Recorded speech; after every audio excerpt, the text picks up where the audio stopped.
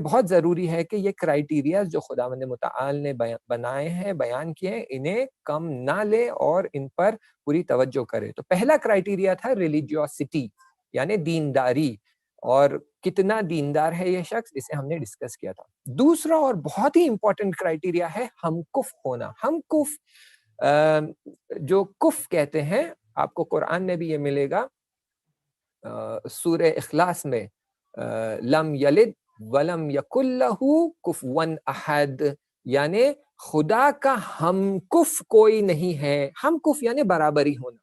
खूब, तो हम कहते हैं लम यलिद वलम युलद वलम यकुल्लहु कुफवन अहद, कोई नहीं है जो खुदा का बराबर हो, हमकुफ हो।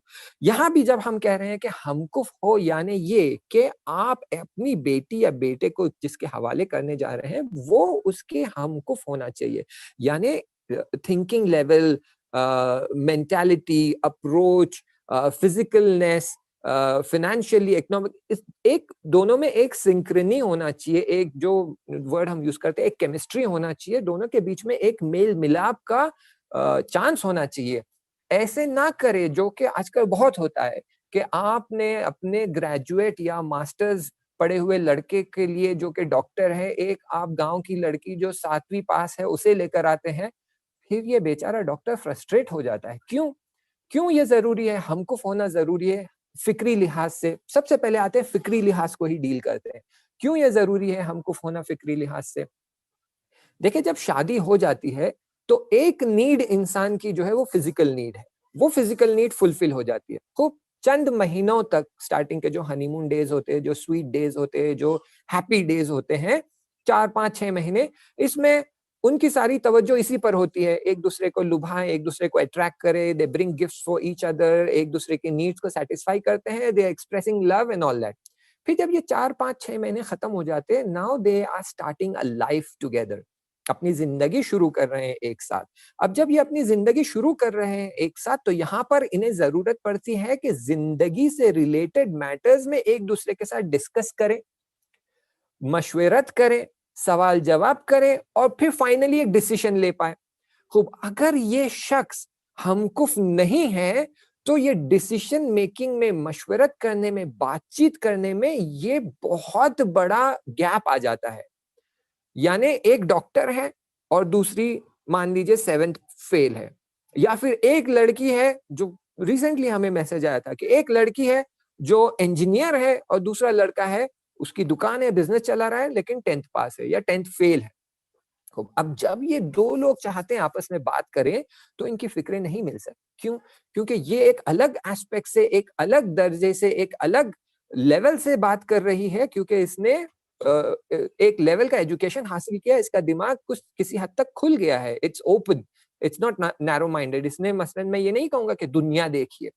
उसी तरह इस तरफ, क्योंकि ये लड़की सिर्फ 7वीं तक पढ़ी हुई है और ये लड़का डॉक्टरी पढ़ा हुआ है, दोनों में जब बात करने की बारी आती है तो ये बात करके दोनों को वो सेटिस्फेक्शन नहीं मिलता है। मैं क्यों कह रहा हूं दोनों को सेटिस्फेक्शन नहीं मिल रहा है? क्यों? क्योंकि ये लड़की के लिए इस लड़के की बातें हाईफाई हो जाती है, डॉक्टरी वाली बातें या कुल्लन एक अलग लेवल से बात करना इस लड़की के लिए हाईफाई हो जाती है। इसे इनकी बातों में कोई इंटरेस्ट नहीं रहता, इस इनकी टॉपिक्स में कोई इंटरेस्ट नहीं रहता, इनके डिस्कशन में कोई इंटरेस्ट नहीं रहता। ये सिर्फ बैठती है, सुनती है और बस दुआ करती रहती है कि कब ये बातें खत्म हो और कब मुझे इससे छुटकारा मिले।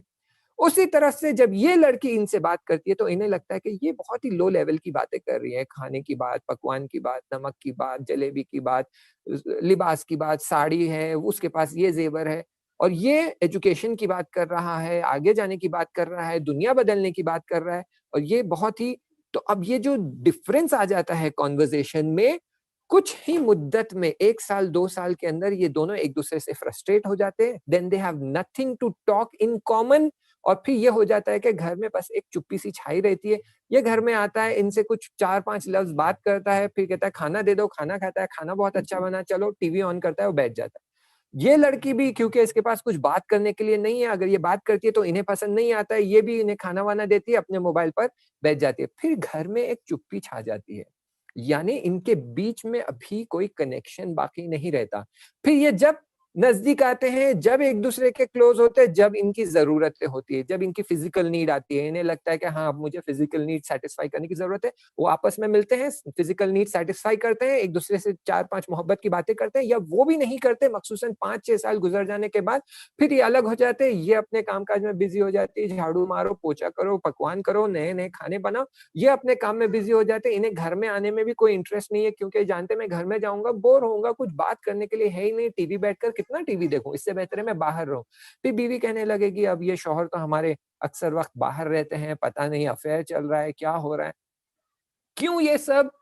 क्योंकि इनकी फ़िक्र हमकुफ़ नहीं है। तो आप जब शादी के लिए सामने अपने बेटी या बेटे के लिए स्पाउस सेलेक्ट कर रहे हैं, तो देखें कि हमकुफ़ हो। थोड़ा-बहुत डिफ़रेंस हो जाए कोई बात नहीं, लेकिन बहुत बड़ा डिफ़रेंस नहीं होना चाहिए। इसीलिए खुदावंद मुतआल ने क्राइटेरिया रखा है हमकुफ़ होना।